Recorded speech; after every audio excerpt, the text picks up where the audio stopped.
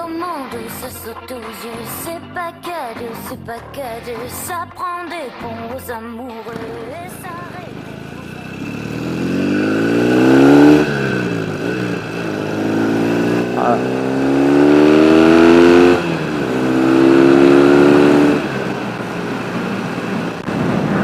Tout le plaisir de la Norton Commando, on vient presque de l'entendre en quelques secondes. C'est le son, la poussée et la sensation qu'émet son moteur, une sonorité profonde, rock.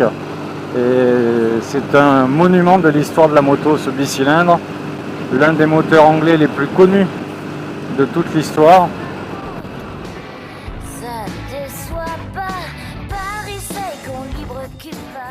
Fin des années 60, l'industrie de la moto britannique souffre car les Japonais arrivent. Chez Norton, la Commando est présentée avec de grands espoirs. Elle doit sauver la marque. La réputation des vibrations des Anglaises et leur fuite ont fait baisser les ventes. Il faut réagir vite, mais Norton n'a plus d'argent. Comme on ne peut pas concevoir un nouveau moteur, autant faire croire aux pilotes que les vibrations ont disparu. On appelle ça détourner l'attention.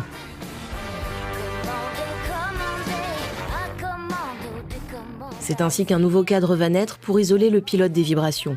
Au-dessus, une épine dorsale très rigide faite de tubes de grosse section et au-dessous, l'ensemble moteur, boîte suspension, arrière-échappement est monté suspendu sur de gros blocs de caoutchouc. Ça s'appelle l'isolastique. Le pilote assis au-dessus ne sent pas comment ça vibre en dessous.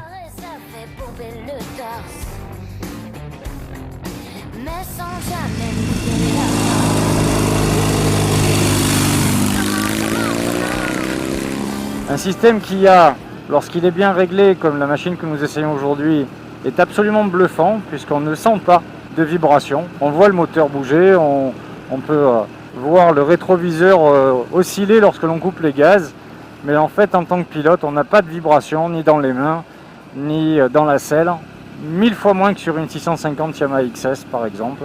Le revers de la médaille, c'est que lorsque l'isolastique est mal réglé, eh bien la moto est un serpent de mer. Et en fait, c'est toute la moto qui est un bloc de caoutchouc. C'est dommage, puisque le châssis en lui-même est extrêmement rigide, extrêmement précis. La Commando est même un peu physique à emmener. Il ne faut pas hésiter à l'inscrire d'un mouvement du buste avec les épaules. Né en 1948, le Twin de la Commando est un anglais classique. Calé à 360 degrés, lubrification à carter sec et boîte de vitesse à 4 rapports séparés. Pour la dernière version, lors du passage en 850 en 1973, il héritera de carters centraux nervurés bien plus solides. La 850 est l'évolution ultime de ce moteur, initialement monté sur la 500 Model 7 de l'après-guerre.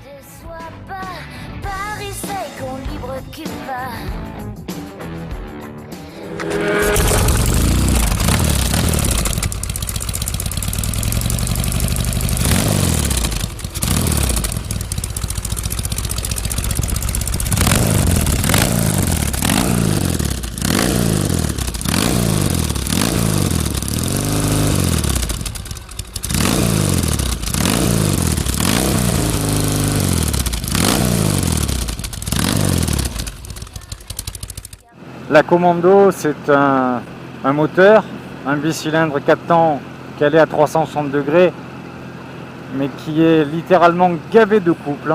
Le moteur est capable de prendre plus de 6000 tours sans aucun problème, et en fait, à l'usage, on roule vraiment sur le filet de gaz entre 2005 et 4005, 5000, en modulant en fait les réactions moteur uniquement à la poignée de gaz.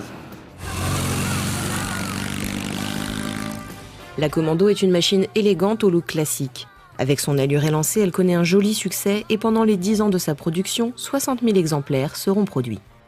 Au-delà de sa ligne de roadster, l'agrément de sa conduite a son meilleur atout, car son couple est fantastique.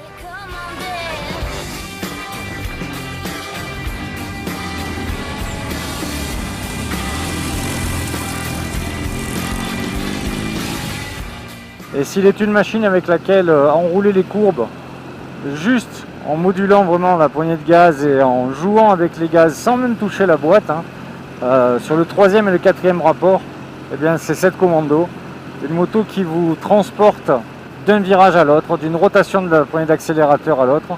On effleure à peine les freins, on coupe, le frein moteur fait son effet, on réaccélère, le couple vous arrache littéralement des courbes, et c'est un ensemble qui est très homogène entre le châssis précis, rigide, le moteur.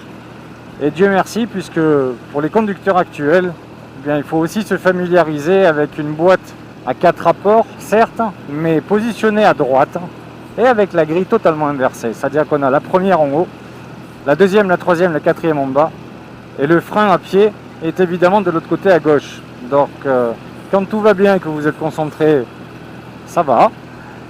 Lorsqu'une situation vous amène à réagir vite, eh bien, les codes des motos normales, des motos modernes, vous en mêlent rapidement le cerveau et forcément les pieds.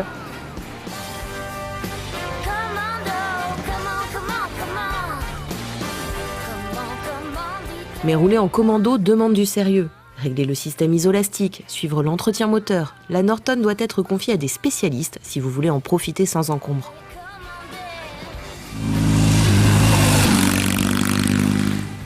Au gré de sa carrière, elle aura existé en différentes versions. Celle-ci est une Roadster. Il y aura des Fastback 750, il y aura des versions S, Street Scrambler avec les pots relevés sur le côté. Il y aura une version Interstate avec un gros réservoir pour augmenter l'autonomie. Mais dans tous les cas, le charme est toujours le même. Et quelle que soit celle que vous choisissez, soyez sûr que la conduite de cette moto anglaise vous donnera un immense sourire.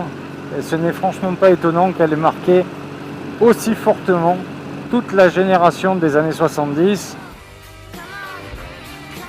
C'est la dernière Norton historique, mais c'est sans doute celle qui vous laissera le plus gros souvenir.